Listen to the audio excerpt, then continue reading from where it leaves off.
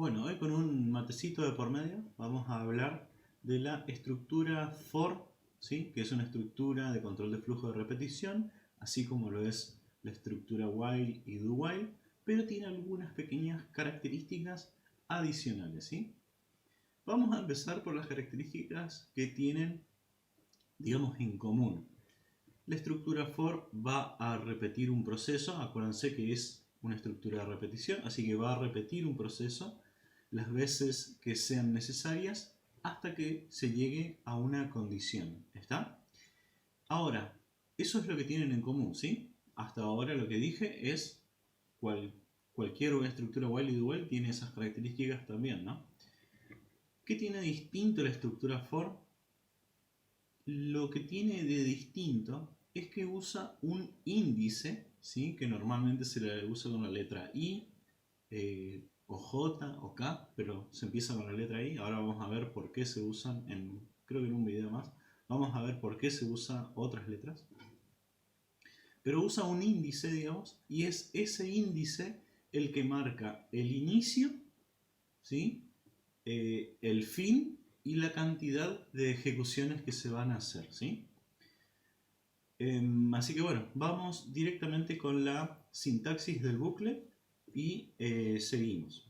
Entonces, la sintaxis del bucle va a ser for, declaramos una variable dentro del for, punto y coma, establecemos la condición de ejecución, es decir, mientras i sea menor que 10, ¿está? Y hacemos un incremento con una unidad. Y dentro de llaves va a ir todo el proceso. Bueno, primero analicemos lo que está dentro del paréntesis, ¿sí?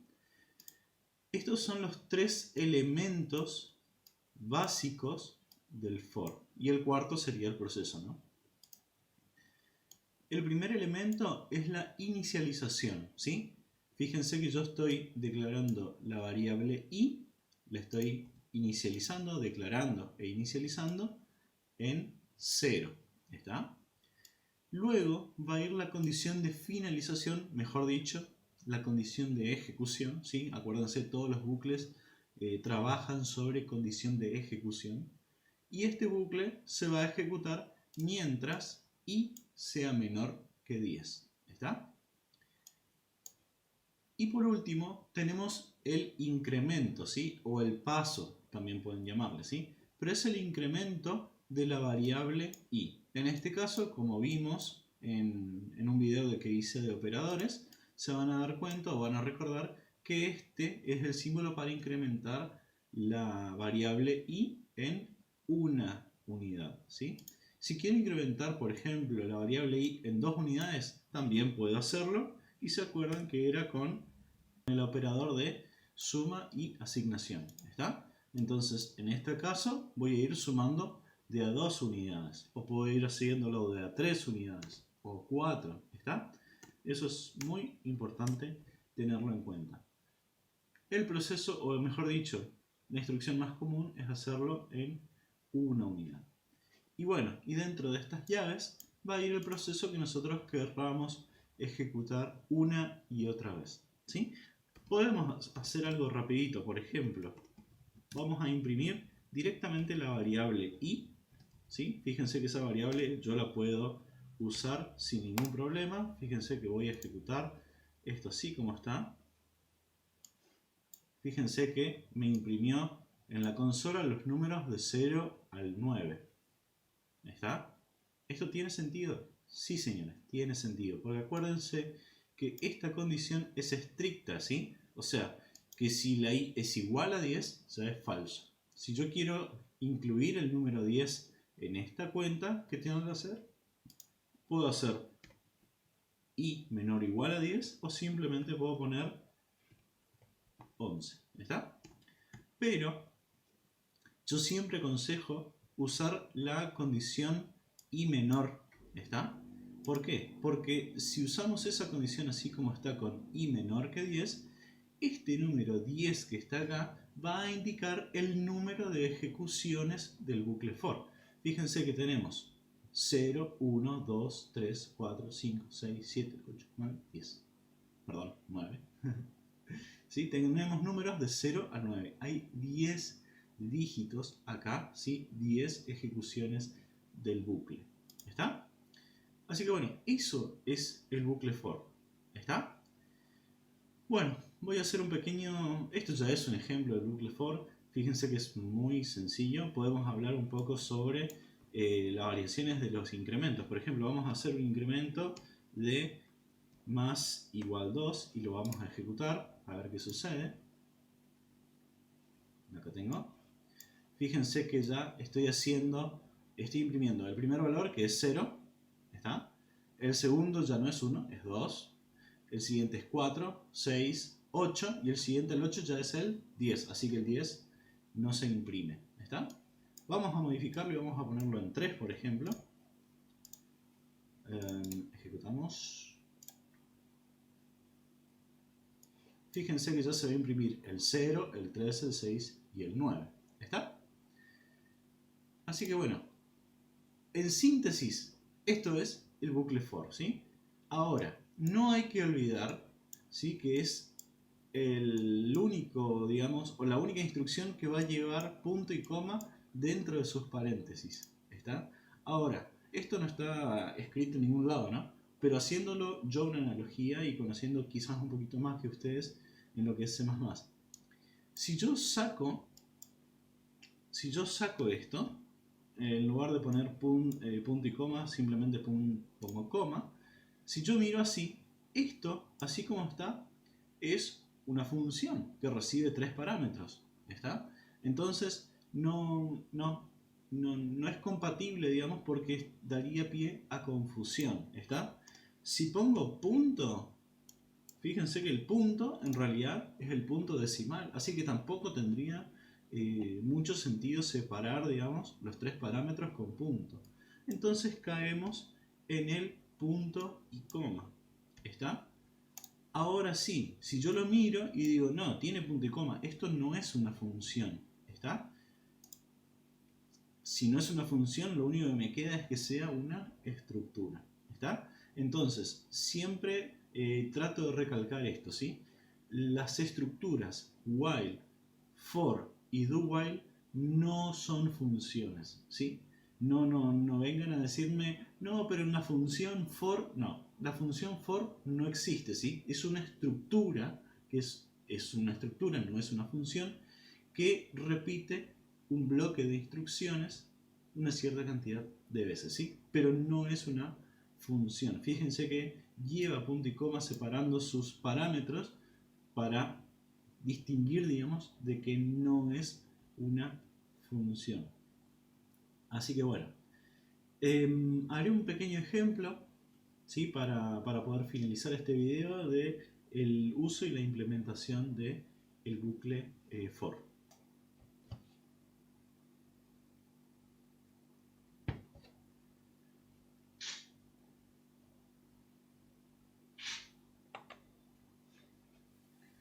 Bueno,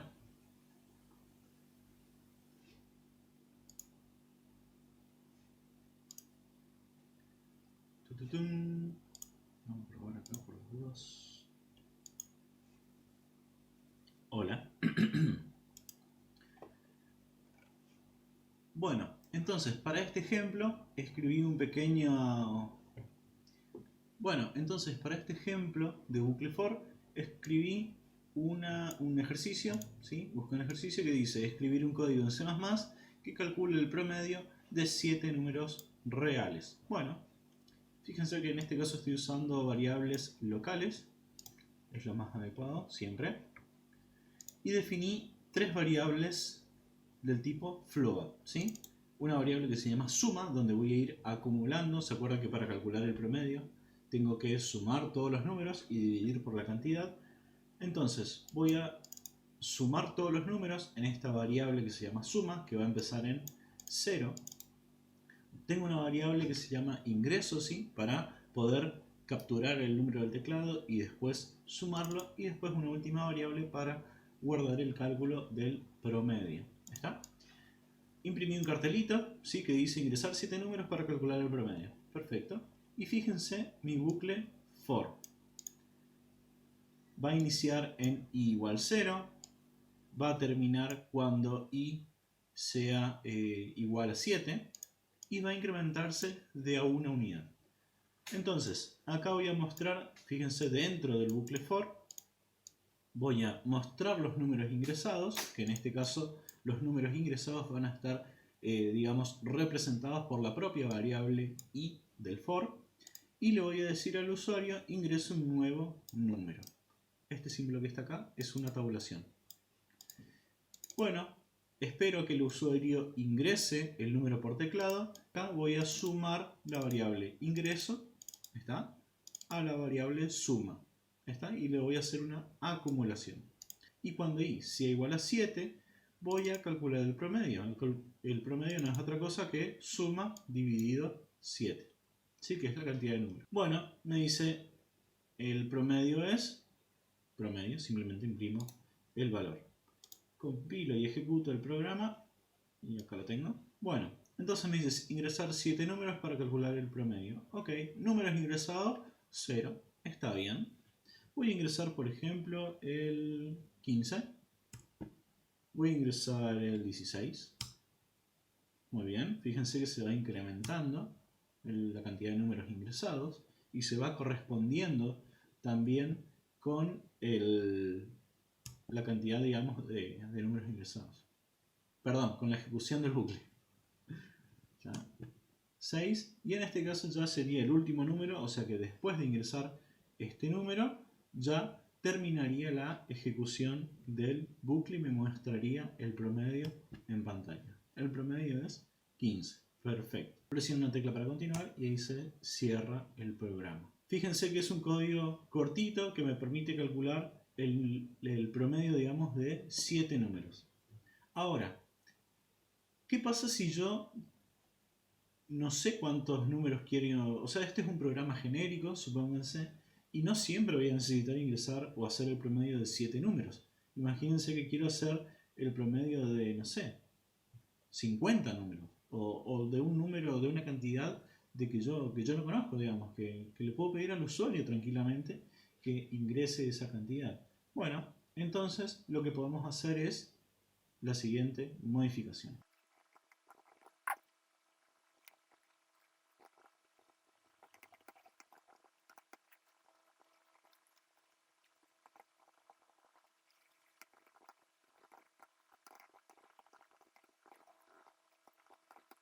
Bueno, hice estas pequeñas modificaciones, fíjense, lo puse dentro del propio video para que se den cuenta que no es difícil modificarlo una vez que se está trabajando con estructuras. Fíjense que ahora le pedí al usuario, ¿sí?, le digo al usuario, ingresame la cantidad de números que vos querés sacar el promedio. Entonces el usuario me dice, yo quiero sacar el promedio de 20 números. Bueno, perfecto, o del número que sea. Para eso primero tengo que claramente declarar a numMax como una variable entera, ¿no? Esta variable la puedo colocar dentro del propio for. Fíjense que ya no hay un 7 acá, sino que hay una variable. ¿Está? Ahora, ingreso todos los números que quiero y después cuando hago el promedio tengo que hacer la suma, ¿sí?, de todo eso que lo hice dentro del for, dividido la cantidad de números que me ingresó el usuario. Bueno, y después le muestro con un cartelito, le digo al usuario, usted ingresó tantos números, el promedio es tanto. Así que bueno, vamos a ejecutar. Bueno, vamos a ingresar, por ejemplo, 10 números. Ok, usted ha ingresado 0, ingreso un nuevo número. Vamos a ingresarle todo 8. 7, 8, 9. Ahora entro el último. Perfecto, usted ingresó 10 números, el promedio es 8. ¿Sí? Pueden ingresar cualquier otro valor y probarlo ustedes. Así que bueno, es